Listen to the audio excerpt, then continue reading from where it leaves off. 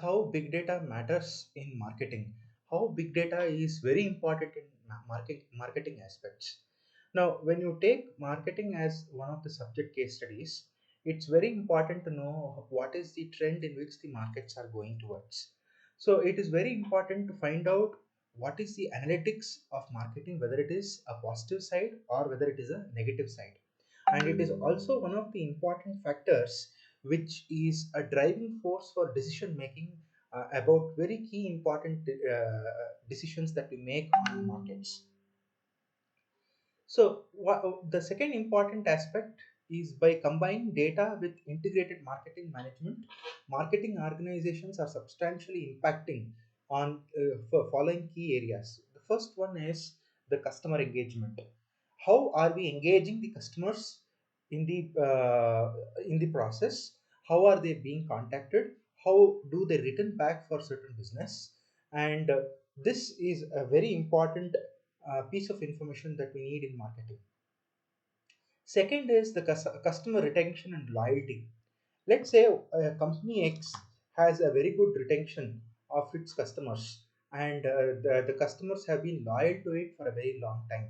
Now, as a company, it is very important that you redeem or give certain points or give certain importance to such loyal customers so that it influences them and makes them feel like a privileged customer. So, marketing optimizations and performance is something which will enhance the marketing strategies, enhance the business opportunities, enhance the measurement and analysis which is involved with the marketing aspects. Now, typically, the data which is involved in big data case study on marketing is the customer data, which is including the data which is the primary personal details as extended towards the behavioral aspect, the attitudinal aspect, the churn prediction, the transactional metrics, and marketing components, points of sales, customer surveys, social media, and many such kind of associated data which is associated with a particular customer. Second important aspect with the big data is that second important aspect or the type of data which is very important for us is the operational data. The data which includes the objective of why such a marketing process is being conducted, what is the quality of the marketing process, resource allocations and the assets managements, budgetary controls. These are some of the very important aspects of operational control in the big data category. The last and not the least, but a very important component is the financial aspects of the organization which impacts the big data category, like what is the sales turnover, what is the revenue that it has generated, what is the profit that it has made over quarterly profits, increase in the share values, increase in the number of productions, increase in the market value of that particular company. These are some of the very key important metrics which are a part of the financial measures of that particular organization. So now, what are the challenges which are there with big data, especially in case of marketing case study? These are the challenges because every organization which is into marketing has different data to process, has different decision makings to do.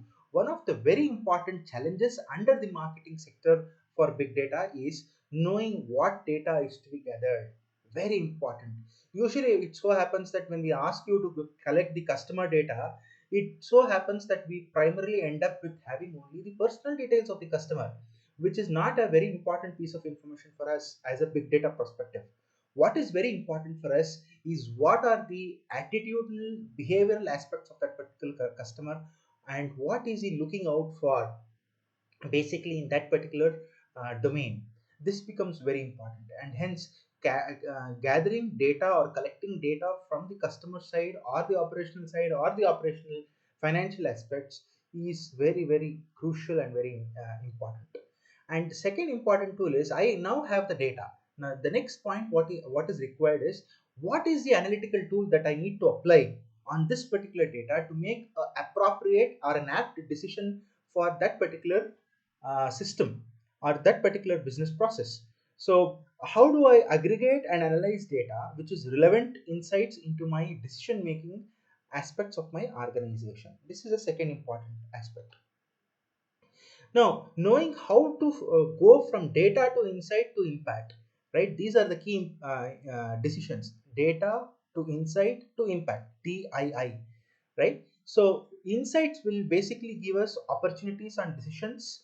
Impact will give us how insights have been able to drive the entire decision into an outcome, right? So these are very important and very important metrics for marketing programs. Now, very importantly, there are large amount of unstructured data when we talk about in such kind of cases, right? There are huge deposits of data which is already available. For example, let's take an example of an oil mill. Now, oil mill or an oil company will have an abundant amount of natural resources that is deposited. Now, this every amount of data, oil that is collected from each well from different parts of the country or from different parts of the world is basically an unstructured data which is collected from it. Now, a company needs to make a money out of this oil, right? How do they make money out of it? They have to find out what are the amount of natural resources that are available and what is the production cost of these natural resources in from a crude oil to a petroleum or a diesel or whatever it is, and then what is the demand that is there in the market. Is it too high, is it too low? Now, looking at the current scenario today, because of the coronavirus scare, the demand for crude oil has tremendously reduced because people are not locomotive, they are not moving around from one place to another place, and hence there is no need for petroleum ore production, right? So in such scenarios, what happens, there is a deep dip into the production as well as the profit that the company makes. Now, looking at the big data analytics, which is wide variety of advanced analytics that is being used. Now, let's say that if you are trying to do only SQL related queries analytics, it comes under basic business intelligence.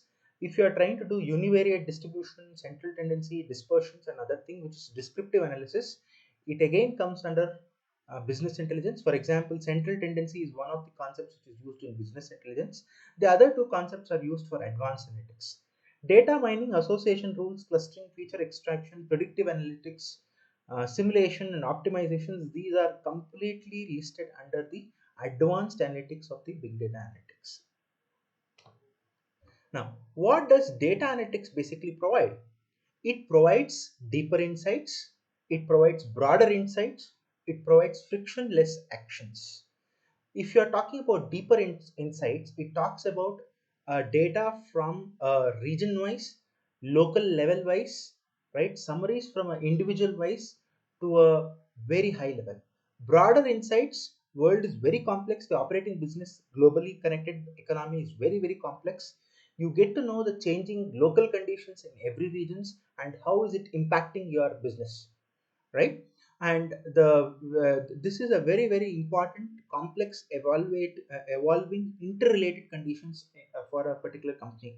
Let's say that we take an example of Shell company. Shell operates its bunk or its petroleum companies all over the world, right? The local conditions may be different from the global conditions there, and it might have impacted the business of Shell on a particular region, right? So the next is the frictionless actions, increased reliability and accuracy that will allow you for a deeper and broader insights to be automated into that system actions. So these frictionless actions are basically actions that you switch over between deeper and broader insights of a particular